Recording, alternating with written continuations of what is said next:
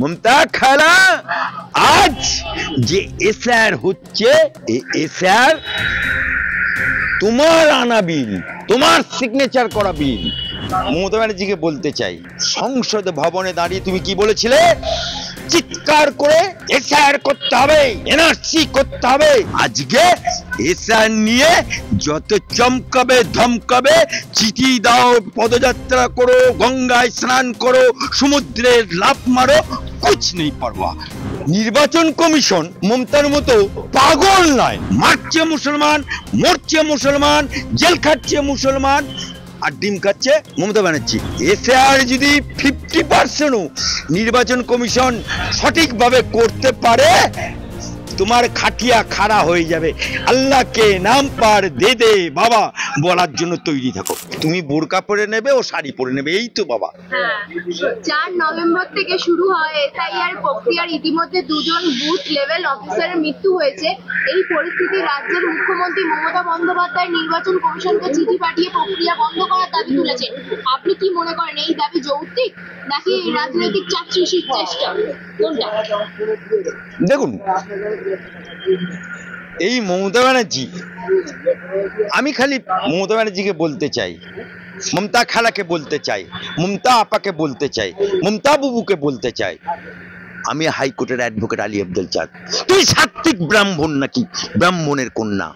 ইয়াদ করো, স্মরণ করো, এখানে বামফ্রন্ট সরকার, দিল্লিতে কংগ্রেস সরকার, তুমি কংগ্রেসের সাংসদ। সংসদ ভবনে দাঁড়িয়ে তুমি কি বলেছিলে? চিৎকার করে এসআর করতে হবে, এনআরসি করতে হবে। ওই উনি এখন বলছে না সিএ করতে হবে। কেন না? বামপন বাংলাদেশি মুসলমানদেরকে এখানে ঢুকিয়ে দিয়ে ভোটার কার্ড করে দিচ্ছে, ভোটার লিস্টে নাম তুলে দিচ্ছে, ওই ভোটে বামপন জিতে আছে। এতেই ক্ষান্ত হয়নি মমতা ব্যানার্জি।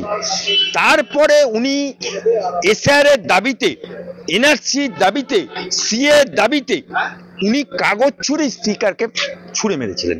সেটা সম্পূর্ণভাবে সংসদে লিপিবদ্ধ আছে, সেটা ভারতবর্ষের সমস্ত মিডিয়ার কাছে লিপিবদ্ধ আছে। এবং মমতা বুবু, মমতা খালা আজ যে এসআর হচ্ছে, এসআর তোমার আনা বিল, তোমার সিগনেচার করা বিল। আজকে নিজের ছুরিতে নিজে কোরবানি হচ্ছে, নিজের ছুরিতে নিজে হালাল হচ্ছে। 12টা রাজ্যে এসআর হচ্ছে, 11টা রাজ্যে চুপচাপ। আর এখানে বললো এসআর করতে দেবো না আমি বেঁচে থাকতে, আবার বললো আগুন জ্বালিয়ে দেবো। কিন্তু এসআর চালু হয়ে গেল, তখন গ্রাম লেভেলে তৃণমূলের কর্মীরা কাঁদে, তৃণমূলের জানিয়ে চলো বেলালের, এদিকে মমতা ব্যানার্জি বলছে এসআর করতে দেবো না, আগুন জ্বলবে।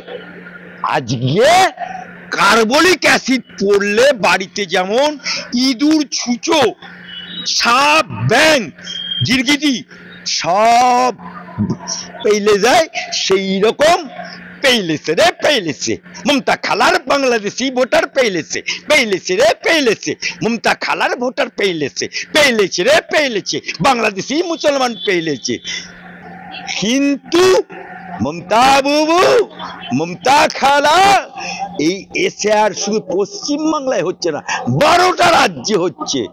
তুমি একটা অঙ্গরাজ্যের মুখ্যমন্ত্রী। আজকে তুমি এতদিন বলছিলে আমি বেঁচে থাকতে হতে দেবো না, আগুন জ্বলবে, আগুন জ্বলেছে। কিন্তু সেটা মমতা বুবুর বুকে জ্বলেছে, সেটা অভিষেকের বুকে জ্বলেছে, আর একজনের আগুন বুকে জ্বলছে। সেটা কে? সেটা হচ্ছে প্রেমের আগুন। 3.5 বছরের জেল কাটা আসামি পার্থ চট্টোপাধ্যায়, সে আবার বলছে যে লোকের 2টো করে বউ থাকে, আমার বউ মরে গেছে, তা আমি একটা বান্ধবী রাখতে পারবো না। বান্ধবী রাখতে পারবো না? সেই কারণেই দোলে রে দোলে, পার্থ চট্টোপাধ্যায় দোলে, কোথায় দোলে? অপার আঁচলে দোলে। পার্থ চট্টোপাধ্যায় যদি হিম্মত থাকে অ্যাডভোকেট আলী আব্দুল চাঁদের কথার উত্তর দেবে, তাহলে স্বীকার করো যে অপার বাড়িতে যত টাকা পাওয়া গেছে, যেটা গোনার জন্য মেশিন আনতে হয়েছিল, সে টাকা কার সেটা স্বীকার করে নাও। ওটা আমার, ওটা জনগণের টাকা, আমি লুটিছি ওটা। ওর জন্যই আজকে 26,000 ছেলে আজকে রাস্তায় বসেছে। আজকে এসআর নিয়ে যত চমকাবে ধমকাবে, চিঠি দাও, পদযাত্রা করো, গঙ্গায় स्नान करो, समुद्रे लाफ मारो, कुछ नहीं परवाह। ये डर बंगाल को अच्छा लगा, ये डर एडवोकेट अली अब्दुल चंद को अच्छा लगा, ये डर राष्ट्रवादी मुसलमान को अच्छा लगा। মুখ্যমন্ত্রী বলছেন বর্তমান এসআইআর প্রক্রিয়া পরিকল্পনাহীন। আপনার মতে নির্বাচন কমিশন কি সত্যি যথেষ্ট প্রস্তুতি মানব সম্পন্ন এবং সময় বিবেচনা না করে এই প্রক্রিয়া শুরু করেছে? দেখুন, নির্বাচন কমিশন মমতার মতো পাগল নয়। যে মুখ্যমন্ত্রী বলে কবিতা লেখে এপাং ওপাং ধপাং, যে মুখ্যমন্ত্রী বলে ছবি আঁকে, যে ছবি কোটি টাকায় বিক্রি হয়, যে কেনে সে জেলে যায়, এই মুখ্যমন্ত্রী বলে মহাকাব্য লিখেছে কাজী নজরুল ইসলাম, বাপের জন্য কেউ শুনেনি। এই মুখ্যমন্ত্রী বলে মহাকাশে গেছে রাকেশ হোসেন, বাপের জন্য কেউ শুনেনি। আজকে তুমি যে এসআর এর নামে নাচনে কোদনে হেলেন দেখেছেন, এ এখন কোনো দিকেই পারছে না। তাই নাচনে কোদনে হেলেনের মতো একটি হেলে দুলে দেখাচ্ছে, কিন্তু এসআর চালু हो गया, शेष भी होगा। व्यवसाय तो रोक लो ममता खाला। বিএলওরা অভিযোগ তুলছে আমরা অফিসের দায়িত্ব পালন করতেই ব্যস্ত, তার উপর বাড়ি বাড়ি গিয়ে তথ্য সংগ্রহ করা প্রায় অসম্ভব। এটা কি প্রশাসনিক ব্যবস্থার অপব্যবস্থাপনা? এটা কোনো বিএলও বলেনি, এটা মমতা বাবুর কাকাতুয়া বিএলও বলছে।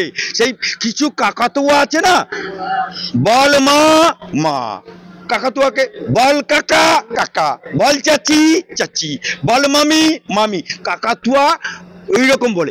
এরকম মমতার 5টা কিছু বিএলও আছে, তারা এই কথা বলছে। কিন্তু তারা যদি না করতে পারে, নকরিতে কি করে থাকে, নির্বাচন কমিশন ইঞ্চিতে ইঞ্চিতে নিয়ে নেবে।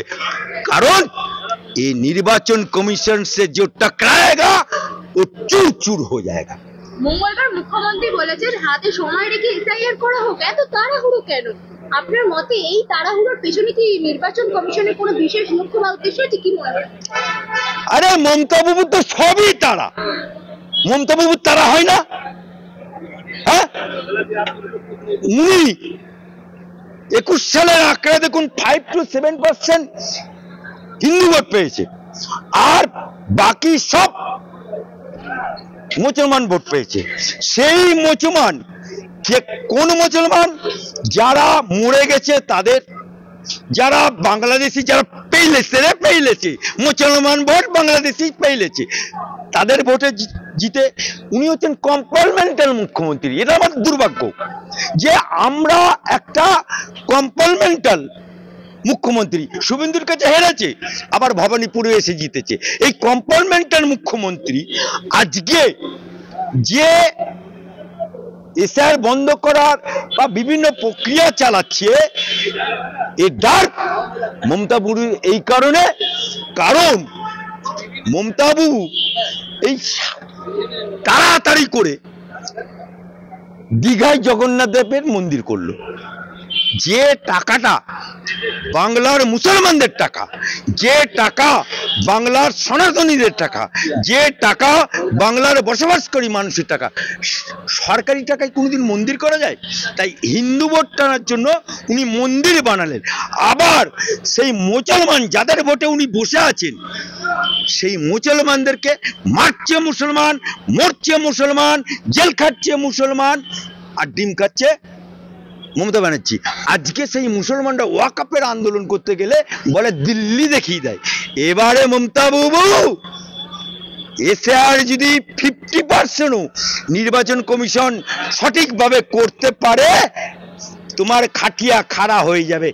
আল্লাহকে নাম পার দে দে বাবা বলার জন্য তৈরি থাকো।